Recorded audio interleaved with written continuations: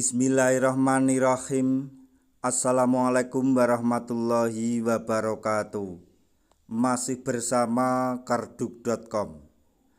Pada video kali ini kami akan menyampaikan kabar bahagia yang datang dari Komisi 2 DPR RI untuk para tenaga honorer terkait dengan seleksi P3K tahun 2024, yaitu sebanyak 500.000 tenaga honorer tidak masuk formasi. Begini upaya Komisi 2 DPR dalam pengangkatan P3K.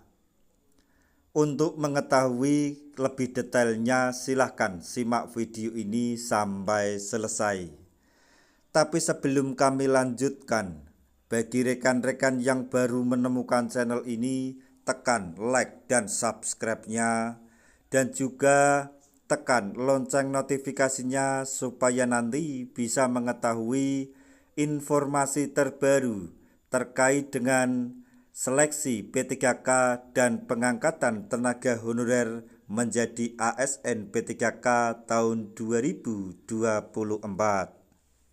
Sekarang, mari kita simak dan cermati penjelasan yang ada di video ini supaya nanti tidak gagal paham. Upaya pengangkatan tenaga honorer menjadi P3K sudah menemukan titik terang. Pasalnya, seleksi P3K sudah dibuka dan dikhususkan untuk tenaga honorer atau tenaga non-ASN yang mengabdi di pemerintahan. Hal tersebut tentu menjadi kabar baik karena permasalahan tenaga honorer yang menjadi problema jangka panjang di Indonesia kini akan segera terselesaikan. Sesuai dengan amanat Undang-Undang ASN bahwa seleksi P3K merupakan proses pendataan ulang di mana seluruhnya akan diangkat dengan dua skema, yaitu P3K paruh waktu dan P3K penuh waktu.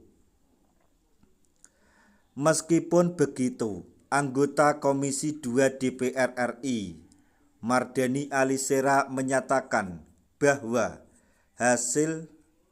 maksudnya masih ada kurang lebih 500.000 tenaga honorer yang tidak masuk formasi.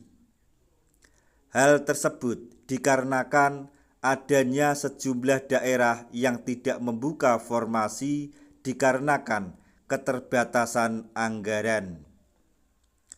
Selain itu, beliau juga menyebut bahwa daerah tidak ingin mendapatkan penalti dari pusat karena anggaran belanja melebihi angka 30% jika membuka lowongan formasi bagi P3K.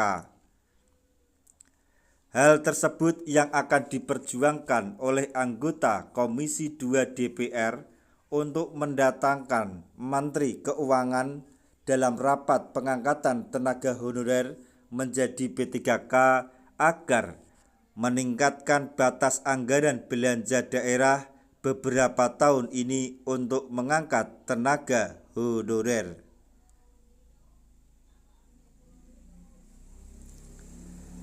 Sementara itu, anggota Komisi 2 DPR dan pemerintah juga masih memiliki solusi dalam pengangkat ratusan ribu tenaga honorer yang belum masuk lowongan formasi, yaitu dengan menjadikannya sebagai P3K paruh waktu. Hal tersebut merupakan solusi sementara agar para tenaga honorer tersebut masuk menjadi P3K terlebih dahulu, sebelum nantinya akan ditata ulang kembali seiring dengan adanya pensiunan yang keluar dan kondisi yang ada. Untuk gaji dan tunjangan P3K paruh waktu ini memang akan berbeda dengan penuh waktu, di mana gaji tidak akan mengalami penurunan, namun hak-hak lainnya seperti pensiun dan tunjangan masih belum diutamakan. Komisi 2 DPR RI meminta agar tenaga honorer terus meningkatkan kapasitas diri agar dapat diangkat menjadi P3K dengan posisi dan jenjang karir terbaik. Anggota Komisi 2 DPR juga memastikan agar tidak ada PHK massal bagi para tenaga non-ASN yang sudah mengabdi di instansi pemerintah, baik itu yang memiliki masa kerja di bawah 2 tahun atau lebih dari 2 tahun.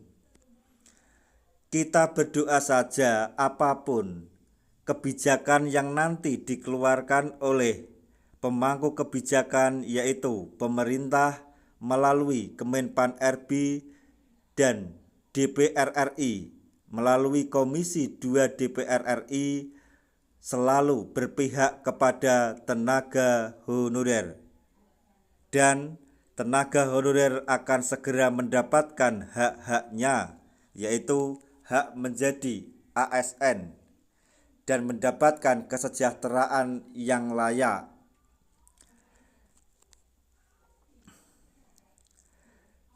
Nah, itu tadi informasi yang dapat kami sampaikan.